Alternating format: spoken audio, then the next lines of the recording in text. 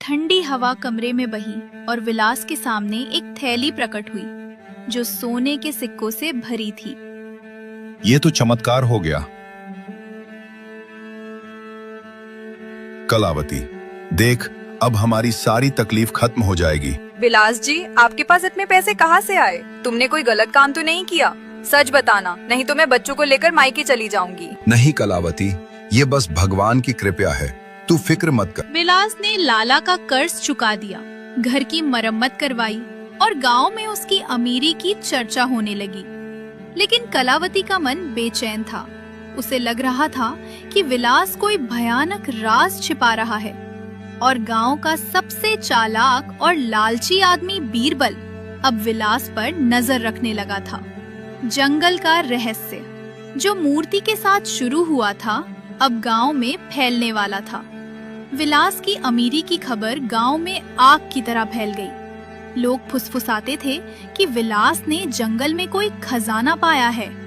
कुछ बुजुर्ग कहते थे कि जंगल का मंदिर एक श्रापित जगह है जहां एक लालची राजा की आत्मा आज भी भटकती है।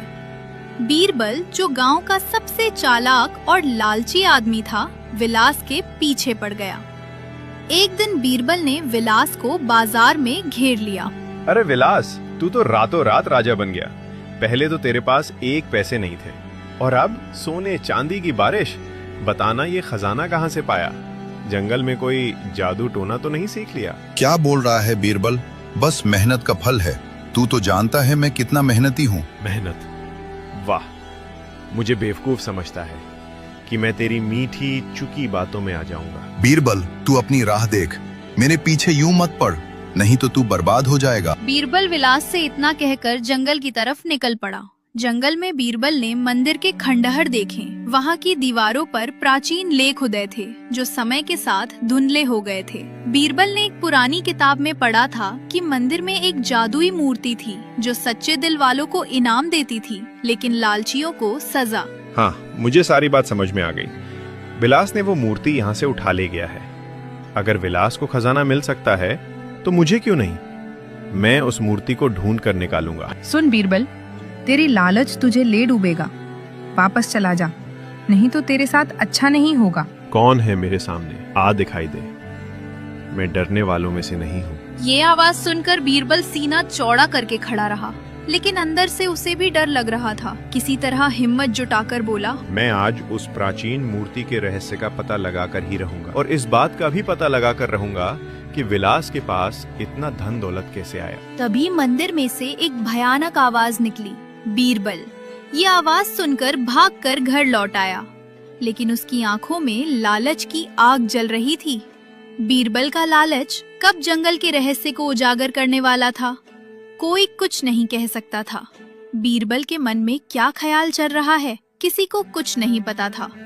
बीरबल हर वक्त यही बात सोच रहा था कि विलास के पास इतना धन दौलत कैसे आया। बीरबल अब विलास के घर की तरफ निगरानी करने लगा।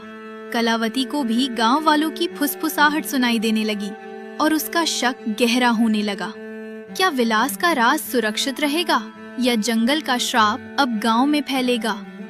एक रात जब चांद बादलों में छुपा था, बीरबल चुपके से विलास के घर में घुस गया।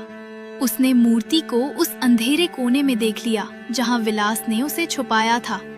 मूर्ति की आंखें हल्की हल्की चमक रही थीं। बीरबल की आंखें लालच से चमक उठी। तो ये है विलास का राज। ये मूर्ति जरूर जादुई है। इसे चुराकर मैं भी राजा बन जाऊंगा। जैसे ही बीरबल ने मूर्ति को छूने की कोशिश की, मूर्ति की आंखें लाल होकर चमकी और एक डरावनी हंसी पूरे घर में गूंज उठी। बीरबल, तेरा लालच तुझे नष्ट कर देगा। ये मूर्ति सच्चे दिल वालों की है, तेरे जैसे लालची के लिए नहीं। दूर हट, वरना सजा भुगतेगा। ये कैसी आवाज है? इसी तरह की आवाज मुझे जंगल में भी सुनाई दी थी। बीरबल इतना बोला ही था कि तब तक उसके पैर जमीन में जम गए। वो वहाँ से हिल तक नहीं पा रहा था। छोड़ दे मुझे, मैं जा रहा हूँ। बीरबल की चीख कलावती को जगा दिया। वो दौड़कर उस कोने में आई जहाँ मूर्ति थी। सुनिए जी, ये मूर्ति हमारे घर में कहाँ से आई है?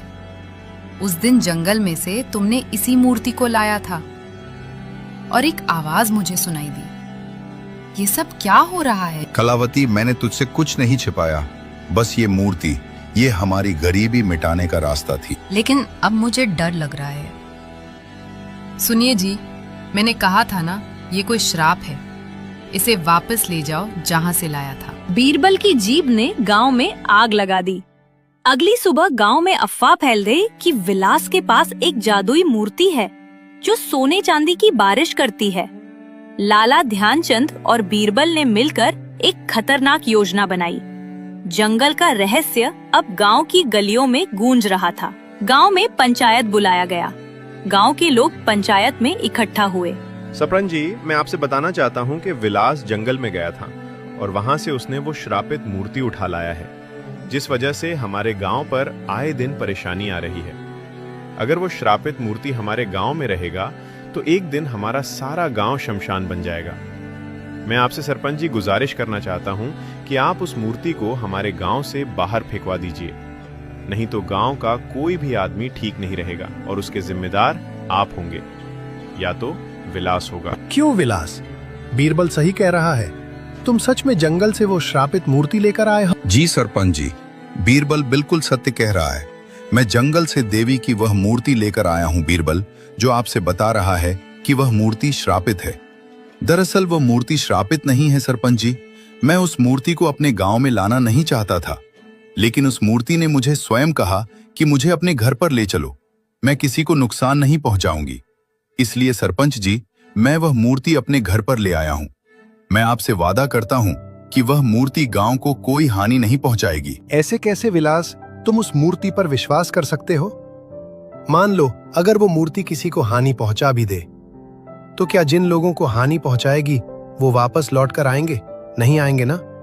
तो मैं उस मूर्ति को अपने गांव से बाहर निकालने का आदेश दे रहा हूं। तुम सुरक्षित उसी स्थान पर मूर्ति को छोड़ाओ। सरपंच को विलास बहुत समझाने की कोशिश करता है, लेकिन सरपंच जी उसकी एक भी बात नहीं सुनते हैं और सीधा आदेश दे देते हैं कि उस मूर्ति को तुम उसी स्थान पर छोड़कर आओ जहाँ से तुम लेकर आए थे। विलास बेचारा आंखों में आंसू लिए उस मूर्ति को अपने कंधे पर रखता है और जाकर इस खंडर में मूर्ति को छोड़ देता है। मूर्ति को उस खंडर में छोड़कर विलास जब अपने घर की ओर चलने लगता है तो फिर वही आवाज आती है। विलास, तुम उदास मत हो, मैं हमेशा तुम्हारे साथ हूँ। अगर गांव वालों ने मुझे नहीं रहने दिया तो उसमें तुम्हारी कोई गलती नहीं है। मैं तुम्हारी हर वक्त मदद करूंगी। तुम सच्चे दिल से मुझे जब भी बुलाओगे तो मैं तुम्हारे पास जरूर आऊंगी। मूर्ति की इतनी बात सुनकर विलास अपने घर की तरफ लौट आता है। धीरे धीरे समय गुजरता है। जिस तरह मूर्ति ने कहा था कि विलास, मैं हमेशा तुम्हारी मदद करूंगी, मैं हमेशा तुम्हारी छाया बनकर रहूंगी, तो वो मूर्ति हर वक्त हर समय विलास की छाया बनकर उसके साथ रहती है। विलास के पास ना धन दौलत की कमी रहती है और वो गांव में सबसे मौज में रहता है। विलास की यही खुशी देखकर बीरबल को हमेशा जलन होती है, लेकिन बीरबल भी उसका कुछ नहीं कर पाता।